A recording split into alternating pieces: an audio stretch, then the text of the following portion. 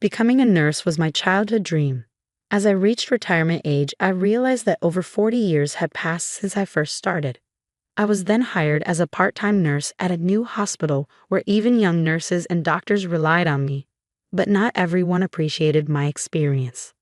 "Hey, you old hag," acting all high and mighty towards the doctors. "Useless old hag strutting around the hospital like you own the place. You're just a nuisance. Retire ASAP." Young elite Dr. Kevin cornered me with such harsh words. My name is Mary. As a child, I was often sick, going in and out of hospitals. The kindness of the nurses who took care of me stayed with me, and I decided to become a nurse myself someday. When my health improved, I pursued a nursing degree at university and finally achieved my dream of becoming a nurse. Lost in my work, over 40 years had passed. Nursing is tough, with long hours and responsibility for patients' lives, so naturally there were many hardships. But seeing the smiles of patients leaving the hospital made me determined to keep going, no matter how tough it got. Supported by my husband and children, I made it until retirement age. However, I wanted to continue working, so I applied for a part-time position as a temporary nurse. My children were already independent, and my husband encouraged me to pursue what I loved. So I decided to take his words to heart. Fortunately, the hospital where I was newly hired as a part-time nurse was the best place where I could utilize my knowledge and experience. Young nurses and doctors relied on me, and I found myself playing the role of a mentor within the group before I knew it. However, there was one young elite doctor, Kevin, who seemed to dislike me for some reason. Despite greetings, he ignored me and often resorted to childish harassment. "Good morning, Dr. Kevin," I said, but he just huffed and walked away. Feeling down about Kevin's attitude at the nurse station, a colleague comforted me. Kevin ignored me again. "Did I do something wrong?" I asked. "It's okay, just leave it. That guy might have good skills. But being unable to communicate with others makes him the worst kind of doctor," she replied. One day, out of the blue, Kevin came up to me and demanded that I quit my job. That day, Kevin seemed unusually moody. Had he made a mistake? Had a patient said something he didn't like? As I watched him childishly hit hospital equipment, I lightly reprimanded him. "Dr. Kevin, please control your temper. It's pitiful to take it out on equipment." Kevin glared at me and muttered under his breath, "What?" Some old hag acting all high and mighty towards the doctors. I didn't want to escalate the situation, so I pretended not to hear Kevin. He raised his voice and continued to berate me. "Hey, can't you hear me, old hag? Maybe your ears are too old. You're just a nuisance. Retire quickly."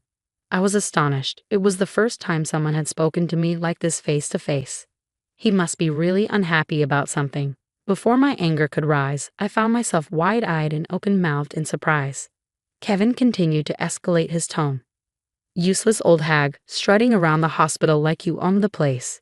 You're just a nuisance. Retire ASAP." With that, Kevin kicked over a nearby trash can, scattering its contents on the floor. I could have retaliated against such childish complaints in many ways, but men like Kevin, once angered, could be dangerous. Besides, even if I left this hospital, there would be plenty of patients waiting for me elsewhere. Kevin was still glaring at me with bloodshot eyes. "Okay," I said.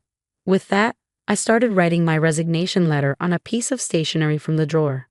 "That's right, old hag, about time you understood," Kevin sneered, satisfied as he watched me hastily write my resignation. He turned and left. I put the resignation letter in an envelope and took it to the director's office. Since the director was not there, I left it on his desk. Tomorrow was my day off, so on my next working day, I would take my belongings from the locker. I needed to greet the patients I was in charge of and tie up loose ends at the hospital. I had no regrets because I always gave my all to my work. When we work for a long time, there are inevitably people like Kevin whom we just can't get along with. It's better to leave a place where such people are present as soon as possible. I thought I could work at any new place if I wanted to. I still had confidence in my skills and experience, so I knew I'd be fine. Feeling strangely refreshed, I left the hospital at night. The next morning, while watching TV with my husband in the living room, I received a call. Looking at the display of my smartphone, it was the director. Thinking something might have happened to a patient, I hurriedly answered the phone. "Director, is everything okay?"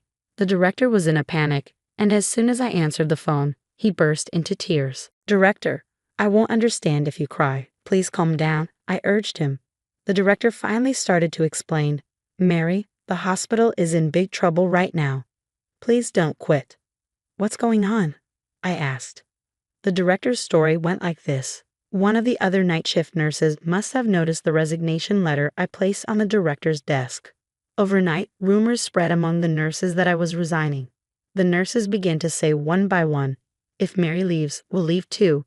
Except for emergency patient care, the nurses went on strike. Outpatient care was in complete chaos, and panicked patients seemed on the verge of rioting outside the hospital. This was the first time such a thing had happened since the hospital opened, and the director himself was at his limit, unable to respond. We're in big trouble if we can't get you back, Mary, the director cried. What's the cause? Is it the treatment? The environment? Anything, please tell me. I started feeling sorry for the director. I was worried about the patients and wanted to rush to the hospital right away, but I held myself back and explained what Kevin had said to me last night to the director. The director was surprised, but he must have somehow sensed Kevin's dislike towards me. He quickly agreed. I'm sorry for what happened. I'll talk to Dr. Kevin severely about this. Can you please come back? No, I want Dr. Kevin to apologize to me directly. If he does that, I'll reconsider. Understood. It's really tough, Mary. Please come help us right away. After the director begged me through tears, I decided to go to the hospital. But I had one condition. Just give me a chance to talk to Dr. Kevin. Of course you can use the director's office for anything you need. After hanging up with the director, I hurried to the hospital. When I arrived, I was astonished. There was a huge crowd in the nurse station that I had never seen before. Veteran nurses were loudly shouting something in the center of it all. At the center was Kevin, trembling alone. The director had probably explained the situation between me and Kevin to the nurses beforehand. The nurses, unable to bear it any longer, seemed to have called Kevin to the nurse station. Dr. Kevin, go apologize right away and convince Mary. That's right. I can't believe Mary has to quit because of you. Quit? You should quit. They all chorused. Kevin, young and inexperienced, had probably never been cornered like this by angry women before. He had been silent with a tense face all this time. Feeling sorry for Kevin, I decided to intervene and help him. I'm sorry, everyone, for causing you trouble, I said as I entered the group of nurses and addressed Kevin, who was frozen like a scolded child. Come on, Dr. Kevin, let's go. Where to? He asked, confused. To the director's office. Following the director's instructions, I dragged Kevin to the director's office. The director was waiting for us, still visibly upset.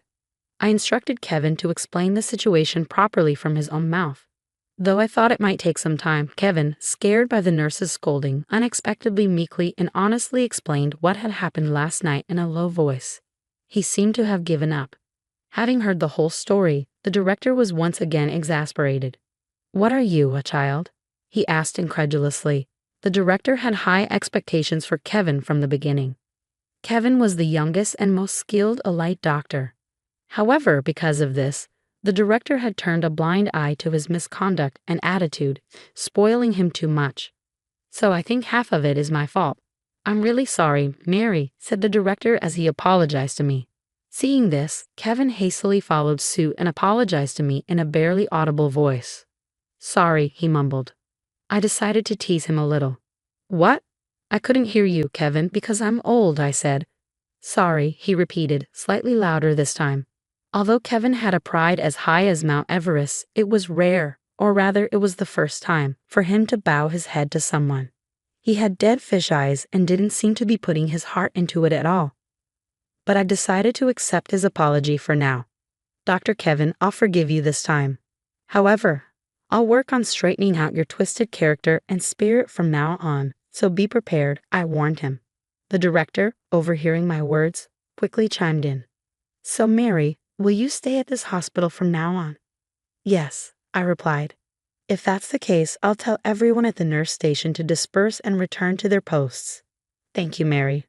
Dr. Kevin, be sure to thank her too, the director instructed.